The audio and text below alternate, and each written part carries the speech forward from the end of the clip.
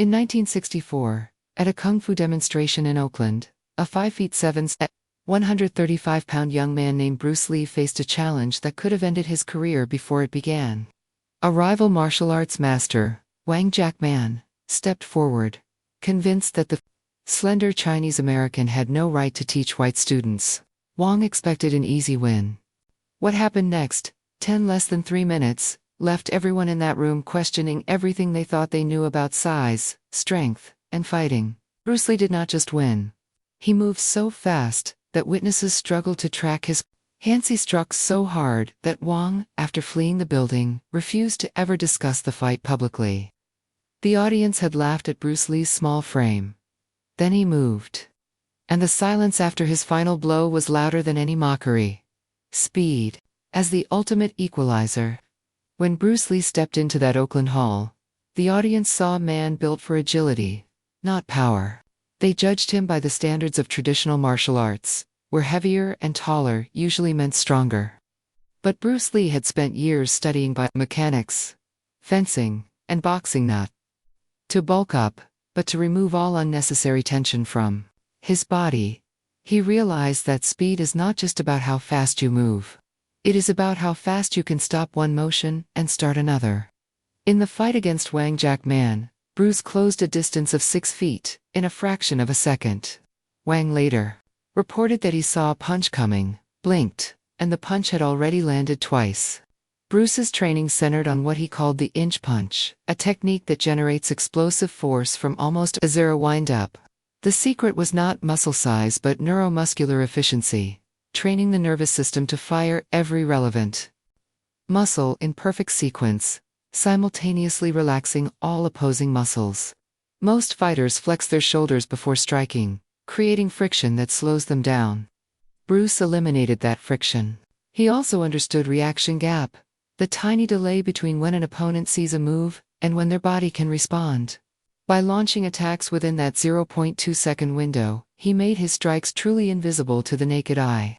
Witnesses from the 1964 fight described Bruce's hands as blurring. That is not poetry. It is physics. A fist traveling at 30 miles per hour becomes impossible to track if it starts from a relaxed, mid-range position. Bruce's 135-pound frame actually helped him hear less mass, meant less inertia to overcome. He turned his smallness into an aerodynamic advantage, like a fighter jet rather than a cargo plane. After the fight, Wang Jackman admitted he had touched Bruce only once. Meanwhile, Bruce had landed dozens of strikes. Speed did not just equalize their sizes. It made size irrelevant. That is the first lesson every aspiring fighter learns from Bruce Lee. Power is useless if you cannot deliver it. And speed delivers before the opponent even knows the fight has started. In the modern world of MMA and self-defense, this principle has been proven time and again. Smaller fighters, who master foot speed, hand speed, and reaction speed routinely defeat larger, slower opponents. Bruce Lee did not invent this truth, but he demonstrated it so decisively in that Oakland gym that no one who watched ever forgot. They laughed at his size. Then he moved. And they understood. Efficiency in motion eliminating waste. When Bruce Lee developed his own martial art, Jeet Kune Do, he did not add fancy techniques or ceremonial movements. Instead, he subtracted. He looked at traditional kung fu, karate, and taekwondo, and asked a brutal question. Does this movement actually end the fight faster? If the answer was no, he removed it entirely. In the 1964 fight against Wang Jackman, Bruce's efficiency became terrifyingly visible. Wang used wide, circular blocks and deep stances, beautiful, traditional, and slow. Bruce used straight punches, low kicks to the shin, and direct entry. No wasted wind. No wasted distance. No wasted energy. While Wang circled and postured, Bruce attacked the nearest target with the nearest weapon. That meant, if his hand was already at chest level, he did not pull it back to chamber it like a traditional martial artist. He just fired from wherever it was. If his foot was forward, he stepped and struck simultaneously, instead of stepping first, then striking second. Every wasted half-second multiplies fatigue in a real fight. Bruce calculated that most traditional Fighters burn 40% of their energy on movements that do not land, vanting, shouting, circling wide, resetting stances. He reduced that waste to nearly zero. In training, he used stopwatches and film analysis to track every millisecond between his decision to strike and the impact. He noticed that most fighters telegraph their intentions: a slight shoulder drop before a punch, a hip turn before a kick, a deep breath before rushing in. Bruce drilled himself until those telegraphs disappeared. His punch started from rest and ended on the target without any intermediate pause. That is why witnesses described his attacks as sudden or without warning. He also eliminated emotional waste. Anger makes muscles tighten, and tight muscles slow down, contraction speed. Fear causes hesitation, and hesitation creates openings. Bruce entered the fight with Wang Jiakman in a state he called flow, or emotional content, alert but not tense, calm but not passive. That mental efficiency saved his energy as much as physical technique.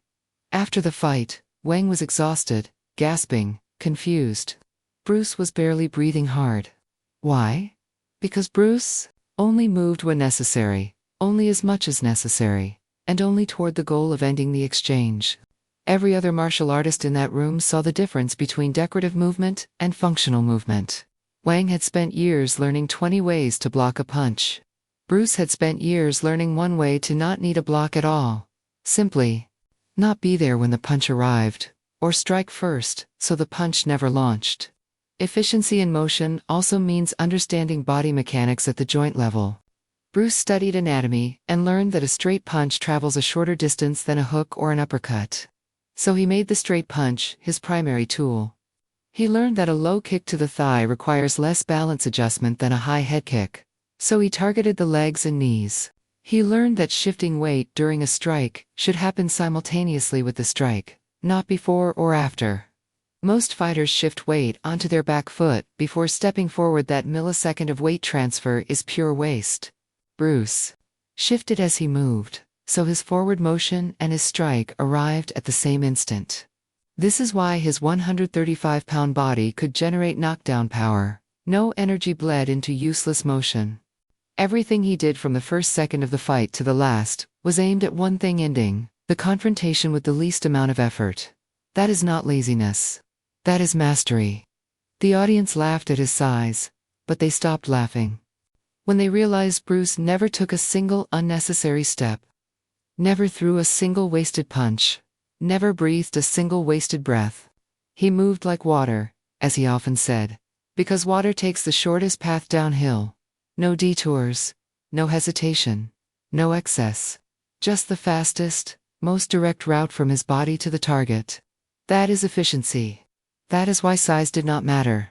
Mental conditioning over physical mass. The audience in that 1964 Oakland gym saw a small body, but they could not see what was inside Bruce Lee's mind. That invisible structure, his mental conditioning, was the true weapon that defeated Wang Jiakman. Physical mass gives you weight. Mental conditioning gives you will, timing, adaptability, and the ability to override fear.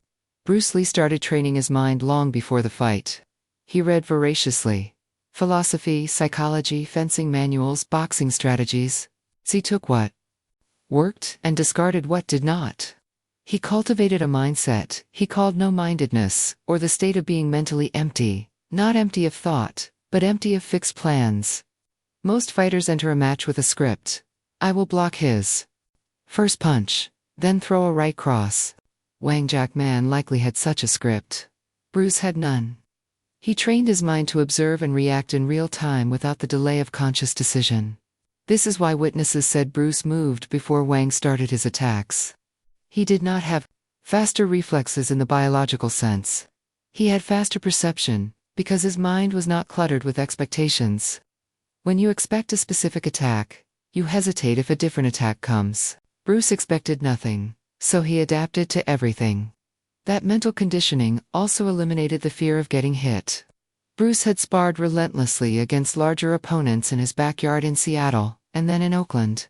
He had been knocked down, bruised, and bloodied. Through that exposure, he trained his nervous system to stay calm under impact. When Wang Jackman did land a rare strike, Bruce did not flinch, freeze, or retreat. His mind registered the hit as data, not as pain or danger. That mental resilience meant he kept attacking while Wang was still celebrating a landed blow. Bruce also conditioned his mind for what he called total combat reality. Traditional martial artists trained with compliant partners and pre-arranged sequences. Bruce trained against unpredictable, resisting, larger fighters who were trying to hurt him. Every bruise was a lesson. Every loss was data. He had no ego about winning in practice. He only cared about winning in actual combat. This mental detachment from outcome is rare. Most fighters are terrified of looking weak or losing face. Bruce had mentally rehearsed losing so many times in his own mind that the fear of it no longer controlled him. During the fight with Wang, Bruce noticed within the first 10 seconds,